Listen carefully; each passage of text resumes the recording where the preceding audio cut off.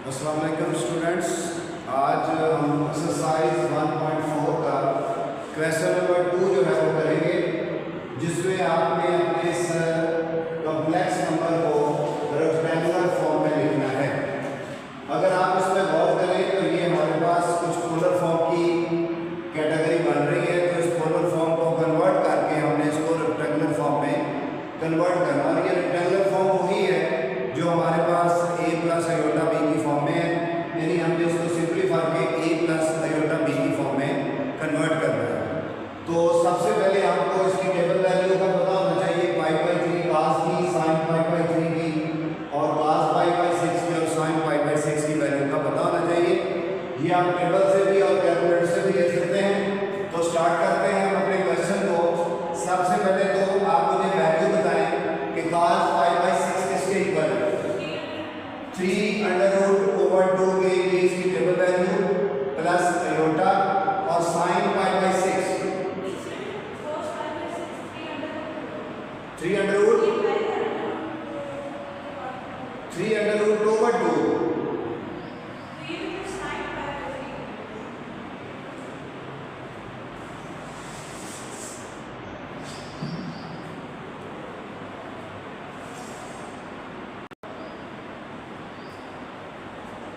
आप अपने कैलकुलेटर से चेक करें ना, π/6 होता है 30, cos 30 की वैल्यू लेके आए, क्या वैल्यू आई है 3√2 इसकी वैल्यू है, प्लस आयोटा। इसी तरह आप sin 30 की वैल्यू लें, क्योंकि π/6 sin 30 होता है 0.5 3 है 1/2। और इसी तरह अब आप cos 60 की वैल्यू लें, π/3 60 है तो cos 60 की वैल्यू 0.5 1/2 प्लस आयोटा। और sin 60 की वैल्यू लें 3√2। तो ये इनकी वैल्यू लिख दी थी हमने। अब आपने क्या करना है, इनको मल्टीप्लाई करना है। ये वैल्यू इससे मल्टीप्लाई होगी तो आ जाएगा 3√4। फिर यही वैल्यू जब इससे मल्टीप्लाई होगी तो ये 3√3 से मल्टीप्लाई होगा तो 300 का स्क्वायर बन जाएगा, जो कि कैंसिल 2 से मल्टीप्लाई होगा 4 और आयोटा इसके साथ आ जाएगा। क्लियर। अब आप इसको इससे मल्टीप्लाई करेंगे तो ये बनेगा 1/4 आयोटा। फिर आप इसको इससे मल्टीप्लाई करेंगे तो ये बन जाएगा आयोटा स्क्वायर और 300 डिवाइडेड बाय 4। अब आप अगर सिंप्लीफाई करें इसको तो ये बन रहा है 300/4। यहां से आयोटा कॉमन ले लें, 3/4 प्लस 1/4 और आयोटा स्क्वायर की वैल्यू क्या होगी -1 300/4। क्लियर। अब आपने क्या करना है कि ये पॉजिटिव और नेगेटिव वैल्यू कैंसिल कर देनी है। तो यहां से हमारे पास आयोटा, इसको सॉल्व करेंगे तो ये 4/4 हो जाएगा, जो कि कैंसिल होकर 1 आयोटा या सिंपल आयोटा की फॉर्म में लिख सकते हैं। तो ये वाली फॉर्म जो है जनरल फॉर्म, जिसको हम स्टैंडर्ड फॉर्म कहते हैं, यही एक्चुअल इसकी रेक्टेंगुलर फॉर्म कहलाती है। क्लियर। अब हम इसी क्वेश्चन को सॉल्व करते हैं इस तरह, cos π/6। फिर देखिए वही वैल्यू 3√2, तो मैं इसकी जगह पे 3√2 लिखता हूं और माइनस आयोटा। अब sin π/6 की वैल्यू ये है 1/2 आयोटा। तो इसी तरह डिवाइडेड बाय ये 2 बाहर है और इसकी वैल्यू लिखेंगे cos π/3। तो देखिए cos 60 की वैल्यू क्या होती है, कैलकुलेटर से चेक करें, टेबल से चेक करें। cos 60 की वैल्यू 0.5 मीन 1/2 और प्लस आयोटा। और sin 60 की वैल्यू चेक करें क्या होती है, sin 60 तो 3√2 वैल्यू आ गई इसकी। ये हमने टेबल वैल्यू लिख ली। अब आप इस तरह करें कि यहां से ये वाला 1/2 अलग लिख लें जो इसके नीचे लिखा हुआ था, और मल्टीप्लाई ऊपर वाली वैल्यू का एलसीएम ले लें आप, वो आएगा 2। तो ये एलसीएम 2 इससे कट जाएगा, क्या बचेगा √3 माइनस ये भी कट जाएगा तो सिर्फ आयोटा बचेगा। और डिवाइडेड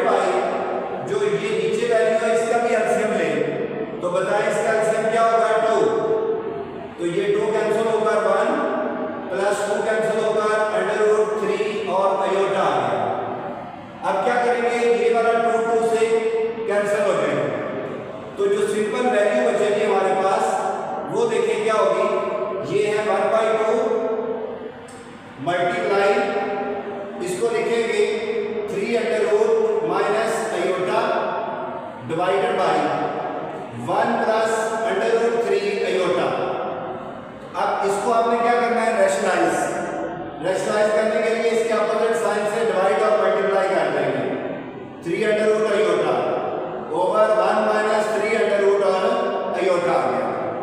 अब इसको मल्टीप्लाई करें तो यहाँ पर लिखेंगे 1/2, तो 3 अंडर रूट 1 से मल्टीप्लाई 3 अंडर रूट, फिर ये इससे मल्टीप्लाई होगा तो अंडर रूट का स्क्वायर बन जाएगा तो 3 रह जाएगा और साथ अयोटा, फिर ये वैल्यू इससे मल्टीप्लाई तो माइनस अयोटा, फिर माइनस माइनस प्लस, तो ये आ जाएगा 3 अंडर रूट अयोटा स्क्वायर और डिवाइडेड बाय देखा जाए तो 1 का स्क्वायर और माइनस 3 अंडर रूट और अयोटा का स्क्वायर आ जाएगा।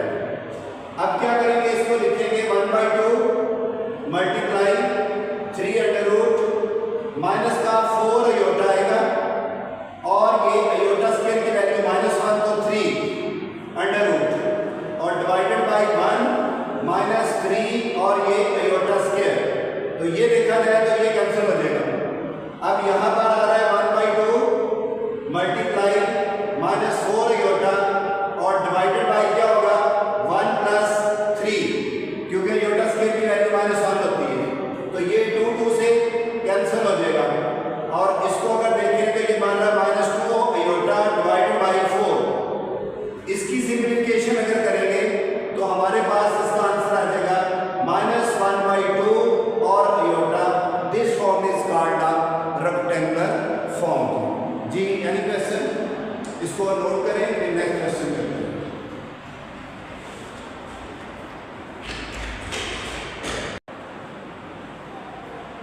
जी बेटा अब हम क्वेश्चन नंबर 3 करेंगे। आप पहले इसकी स्टेटमेंट को समझ लें। आपको ये इंफॉर्मेशन दी गई है कि अगर ये वाली वैल्यू हो तो आप इस वैल्यू से ये फर्स्ट पार्ट है थर्ड का ये प्रूव करेंगे।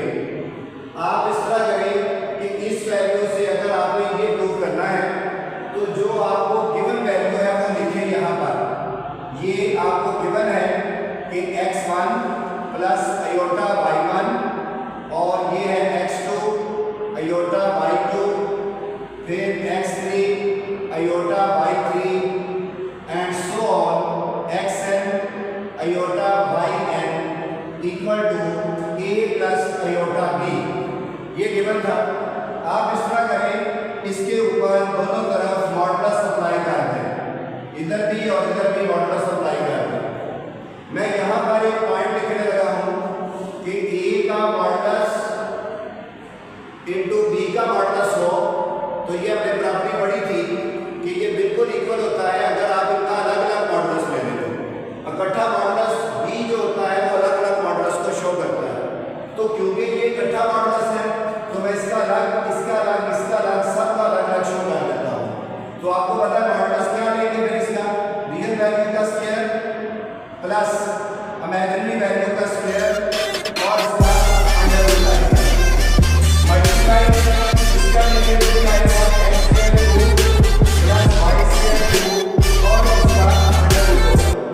फिर तीसरे का लेंगे मल्टीप्लाई, तो वो क्या होगा x² 3 plus y² 3 and plus so on. इसका भी मॉडुलस में तो ये बनेगा x² n plus y² n और इसका b अंडर रूट। और राइट साइड पर देखें तो ये होगा a का स्क्वायर प्लस b का स्क्वायर और इसका अंडर रूट। अब आपको पता है कि मल्टीप्लिकेशन का यहाँ पर फिर रूल देख लें कि अगर value a under root into b under root हो तो मल्टीप्लाई और डिवीजन में इनको इकट्ठा लिखा जा सकता है। यानी a अंडर रूट और b अंडर रूट हो तो इसको भी आप a और b अंडर रूट लिख सकते हैं। लेकिन अगर a under root plus b under root हो तो ये कभी भी इक्वल नहीं हो सकता a प्लस b अंडर रूट के। इसी तरह माइनस वाला भी कभी इकट्ठा नहीं किया जा सकता a minus b under root में, ये सिर्फ प्लस और डिवीजन और मल्टीप्लिकेशन के लिए। तो आप देखिए बेटा मैं इसका इकट्ठा इसके रूट लिख लेता हूँ इस तरह से। ये है x² y² 1 और दूसरी वैल्यू है x² 2 y² 2, फिर है तीसरी value 3 y square 3 and so on. तो ये हमारे पास बनेगा x square n plus y square n और इक्वल टू, ये वैसे ही आपको पता है a square b square a की सिंगल वैल्यू है, लेकिन जो हमें प्रूव करना उसके ऊपर स्क्वायर रूट नहीं है, तो आप क्या करेंगे, इसका दोनों तरफ स्क्वायर ले लेंगे, इधर भी स्क्वायर ले लेंगे और इधर भी स्क्वायर ले लेंगे और स्क्वायर और अंडर रूट काट देगा, तो ये आ जाएगा x square 1 y square 1 into x square 2 plus y square 2, फिर ये वाला x square 3 y square 3 and so on x square n plus y square n is equal to under root square का answer a square b square. तो देखो बेटा, यही हमने prove करना था इस गिवन स्टेटमेंट से। समझ आएगी बात? दोबारा फिर देख लें कि इस स्टेटमेंट को मैंने यूज किया है और ये प्रूव करना था, तो मैंने इसके बोथ साइड मॉडुलस अप्लाई कर दिया। अकॉर्डिंग टू रूल अलग अलग मॉडुलस लिया जा सकता है, हर वैल्यू का मैंने अलग अलग मॉडुलस ले लिया है और अकॉर्डिंग टू रूल अलग अलग अंडर रूट मल्टीप्लाई में इकट्ठा लिखा जा सकता है। मैंने सब इकट्ठा लिख लिया और इधर भी इकट्ठा अंडर रूट लिख दिया। अब आप देखेंगे जो प्रूव करना था वो ये था, तो उसमें आपको पता है कि अंडर रूट नहीं आ रहा, लिहाजा दोनों तरफ इसके स्क्वायर ले लिए, तो स्क्वायर और अंडर रूट आपस में कैंसिल हो जाएंगे, तो हमारे पास जो आंसर आएगा वो ये देखेंगे, यही हमने प्रूव करना था। क्लियर?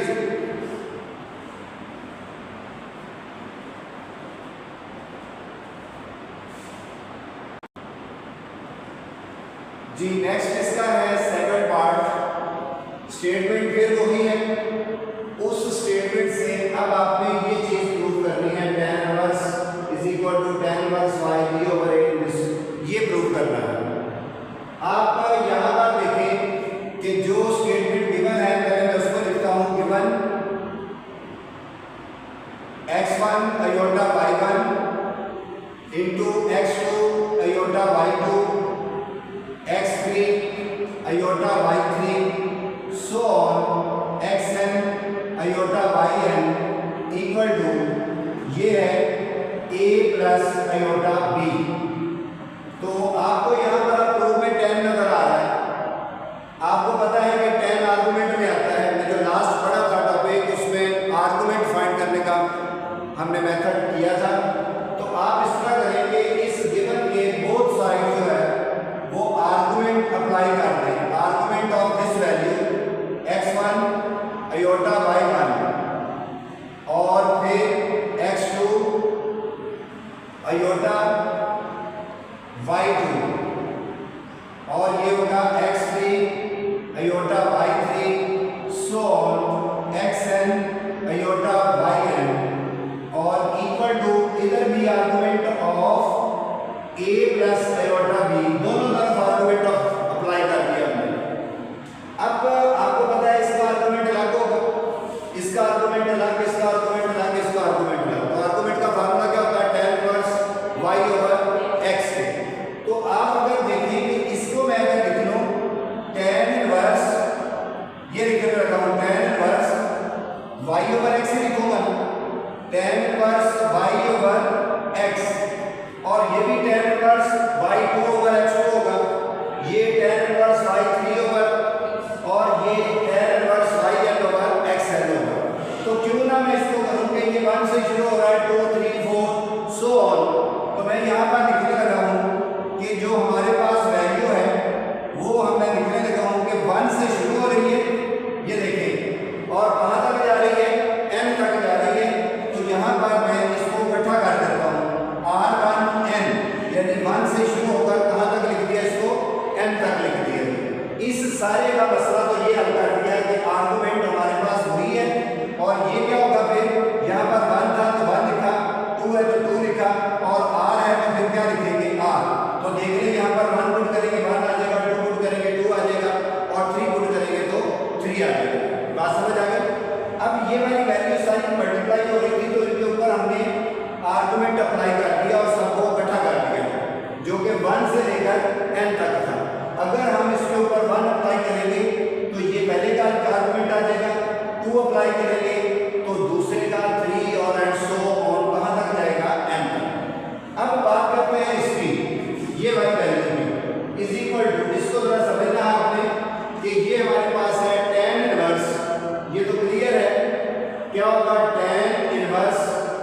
बी ओवर क्या होगा, ए होगा, tan इनवर्स बी ओवर ए। अच्छा बेटा याद रखना है कि एक्चुअली आर्गुमेंट ऑफ जो है वो एंगल को कहते हैं, तो ये इसका एंगल बन चुका है, लेकिन हम यहाँ पर क्या करेंगे, ये पहले कंडीशन समझ लें। आपको पता है कि एक सर्कल है, तो यहाँ पर अगर देखें तो ये वैल्यू होती है 1 और 0, और ये वैल्यू होती है -1 और 0। यहाँ पर देखें तो ये 0 और 1, और ये देखेंगे तो 0 और -1। ये एक सर्कल था, क्लियर। और एक सर्कल आपको पता है 360 डिग्री का होता है। ये कास की वैल्यू होती है, ये साइन की, ये कास और ये साइन, ये कास और ये साइन, ये कास और ये साइन। अब यहाँ पर आपको पता है 0 डिग्री होता है, ये 90 डिग्री होता है, ये 180 डिग्री, ये 270 डिग्री, और फिर ये 360 डिग्री हमारे पास वैल्यू आ जाती है। चलिए हम इस तरह करते हैं कि अगर मैं, क्योंकि एंगल फाइंड करना है ना, अगर मैं देखूँ 90 डिग्री कास की वैल्यू क्या होगी, तो वो 0 होगी। अगर मैं कहूँ 180 डिग्री साइन की वैल्यू क्या होगी, तो ये 180 डिग्री है, और साइन की वैल्यू क्या होगी, 0। अगर मैं कहूँ 270 डिग्री साइन की वैल्यू क्या होगी, तो 270 डिग्री ये उसकी साइन की वैल्यू -1 होगी। अब आपने एक और बात नोट करनी है, अगर मैं एक और सर्कल ड्रा कर देता हूँ, जितने मर्जी सर्कल आप ड्रा कर सकते हैं, तो अब आपको पता है कि एक सर्कल का क्वाड्रेंट जो 90 डिग्री का होता है, तो 360 के बाद जब 90 इसमें ऐड करेंगे तो ये 450 डिग्री आ जाएगा। फिर 90 ऐड करेंगे तो ये कितना आ जाएगा, 540 डिग्री। फिर ऐड करेंगे तो ये 630 डिग्री 90 ऐड करने से, और ये ऐड करने से कितना आ जाएगा, 720 डिग्री। फिर आप तीसरा चौथा जितने मर्जी सर्कल उनके एंगल बढ़ते जाएंगे। अब एक बात यहाँ नोट करें कि cos 90 की वैल्यू क्या है, 0। चलिए आप मुझे बताएं कि cos 450 की वैल्यू क्या है, वो भी 0 है, तो कोई फर्क तो नहीं आया। तो इसका मतलब है कि इसके अंदर हमारे पास जो एंगल होगा वो, क्योंकि ये भी तो आर्गुमेंट एंगल ही है, तो एक तो एंगल ये बना हमारे पास b ओवर a, और दूसरा एंगल हमने कौन सा इसमें ऐड करना है कि इसमें वो तमाम एंगल शामिल कर देने हैं जो जितने मर्जी सर्कल ड्रा करें उसके बनेंगे। तो आप मुझे बताएंगे सिर्फ एक सर्कल जो है वो 360 डिग्री का होता है, और 360 डिग्री को हम क्या कहते हैं, 2 पाई कहते हैं। 360 डिग्री को क्या कहते हैं, 2 पाई। तो ये अगर मैं 1 टाइम सर्कल ड्रा करूं तो तब भी वही वैल्यू है कास की, 450 पे भी 90 पे भी। अगर 2 टाइम, अगर 3 टाइम, अगर 4 टाइम, इसी तरह जितना मर्जी मैं बढ़ाता जाऊंगा तो कोई फर्क तो नहीं पड़ेगा इसमें। इसका मतलब है कि ऑल वैल्यूज जितने मर्जी सर्कल ले लें, जितने मर्जी सर्कल का मतलब है इसको k टाइम ले लें, 100 टाइम्स, 200 टाइम्स, जितनी मर्जी दफा लेंगे उस पर कोई एंगल में फर्क नहीं पड़ेगा। जस्ट आपने लिखना है कि z जो है हमारे पास, k जो है वो बिलोंग कर रहा है किससे, z से, इंटीजर से बिलोंग कर रहा है, यानी 1 2 3 4 5 कुछ भी हो सकता है। तो ये हमारे पास इसका आंसर आ गया आर्गुमेंट की मदद से, जिसको हमने सेकंड पार्ट में प्रूव कर दिया। क्लियर जी, नोट करें इसको।